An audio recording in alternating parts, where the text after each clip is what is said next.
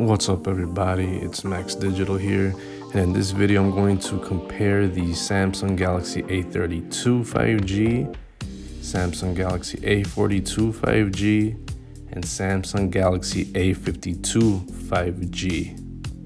Three 5G phones from Samsung. Let's take a deeper dive. So let's start off with price. The A32 is $282, A42 is around $400, A52 is around $500. So all of these phones are offering great value at great price.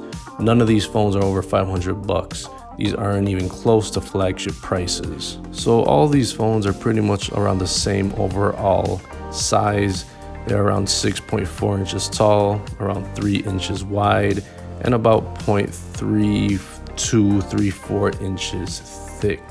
So they're all gonna fit pretty much the same in your hand. For the weight, they are a little bit different. The A32 is 7.2 ounces. The A42 is 6.8 ounces. And the A52 is 6.7 ounces. So when you go from the budget to the more expensive A52, they're getting less and less in weight. For the build quality, all of these phones are going to have a glass front and a plastic back, and pretty much plastic all around. None of these phones are going to have glass or anything premium like the more expensive flagships like the S21s or iPhones or anything like that. Nothing but plastic materials on this side. For the screens on these devices, the A32 is 6.5 inches. Then you get 6.6 on the 42, 6.5 on the 52. So very similar screen sizes. Now for the display types, you got TFT on the A32, and you get Super AMOLED on the A42. A52 is Super AMOLED, but it has 120 Hertz refresh rate. So you're gonna have a smoother scrolling experience on the more expensive model. As for the resolution on these displays, the A32 is a 720 display, just like the A42 is also a 720 display. So both of those phones are HD.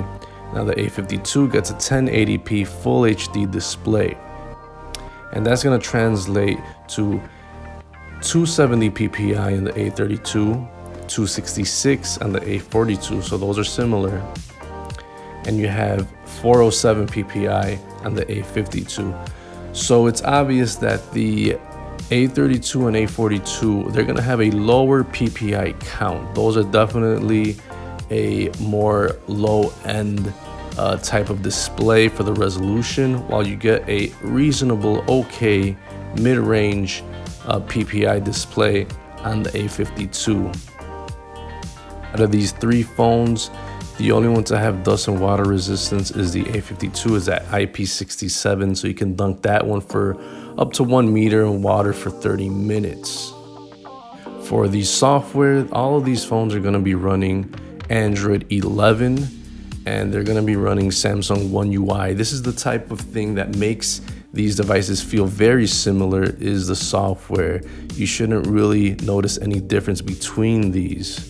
And Samsung is doing a great job of updating the software on its phones. So I would imagine that all three of these would get at least some type of software update in the future. For the processor, the A32 has a MediaTek 725G, while the other two phones have a 750 Snapdragon Qualcomm processor.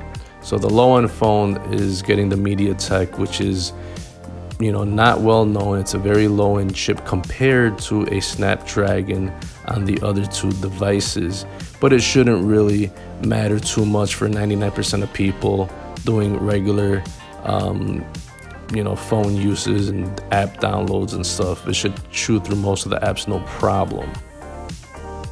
The internal storage on the A32 is 64 gigs, while the A42 and A52 start off at 128 gigs of storage.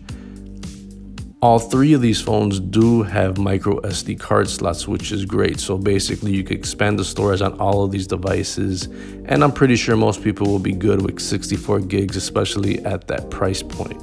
Moving on to the camera setup, the A32 has a 48 megapixel shooter for the main camera, 8 megapixel ultra wide, 5 megapixel macro camera, 2 megapixel depth camera. So you got a quad setup on that phone right there, which is pretty good since it's a low-end model.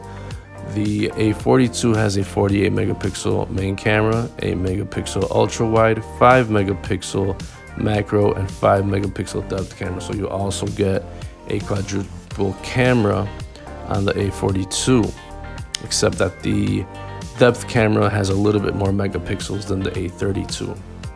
Now moving on to the A52, that one has 64 megapixel main camera, which is more than the other two. Has a 12 megapixel ultra wide, which has more megapixels than the other two. And then the macro and the depth are both at 5 megapixels, the same as the A42. All three phones are able to shoot in 4K, which is awesome, definitely at the A32 price point. All in all, I'm going to have to say that no matter how you cut it, but all of these cameras are pretty much going to give you around the same type of quality if you're outdoors in a bright area. Not everybody is a photographer or videographer, so I think for most people they'll be very satisfied with these cameras. These aren't by any means flagship quality, but you'll be definitely surprised by the quality of these phones, and you should be very, very happy. Now for the selfie camera, the A32 is 13 megapixels, 20 megapixels for the A42, 32 megapixels for the A52, and all of them shoot at least 1080p, but the A52 steps it up to 4K. A lot of people are going to be happy that all three of these phones support the headphone jack, so you could connect your headphones, your mic, or connect it via aux cord to your car to listen to music. All three of these phones offer Bluetooth 5.0, and that's how you're going to connect your wearables such as your smartwatch, smart band, wireless headphones, speakers, and all that stuff. All these phones should have no problem connecting to those devices and more. All three of these devices offer NFC, but it depends on what market and region you're in. All three of these phones offer USB Type-C for charging, and that's pretty much the standard port. Very underrated. It's found on other devices such as laptops, Chromebooks, MacBooks, Windows PCs, Android tablets, iPads, on a variety of devices, so it's a very versatile port. All three of these phones offer fingerprint readers for unlocking the device, except that the A32 is side mounted, while the A42 and A52 those have an under the display fingerprint reader, an optical one.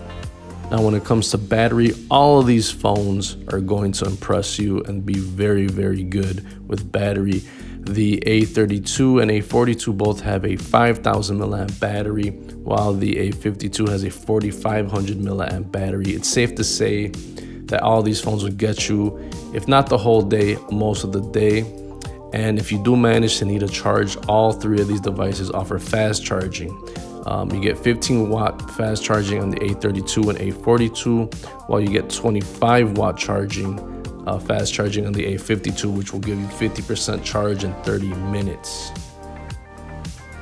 So after comparing the major specs on all three of these devices, the conclusion that I'm coming to is that you're getting quality phones at different price points, and they all hit it out of the park with having 5G. This is like the new generation of Samsung phones are getting more affordable, and you can get people that want 5G, you can get it with the Samsung experience. You don't have to spend a ton of money on the Galaxy S21s or anything like that. All these phones have a little bit of different things in them that separate them, and that's going to explain the difference in prices, such as the quality of the screens on the lower end models, the processors, and a little bit of difference in the megapixels of the camera. But for the most part, you're not going to be disappointed if you pick either of these three devices up. The software is going to be the same. They all offer pretty much the same experience for 99% of people out there. You'll just be paying a little bit different for these devices, but all of these are going to be cheaper than $500, which is a very good thing. This is going to speed up 5G as it grows here in the US and around the world. So these are all going to be great phones. You just got to pick and choose what options you care about, and you got $300, $400, and $500 price points to choose from. So that's been my review and comparison of the A32, the A42, and the A52 5G. All these 5G phones from Samsung. Thanks for watching, guys. I'll see you in the next one. Peace.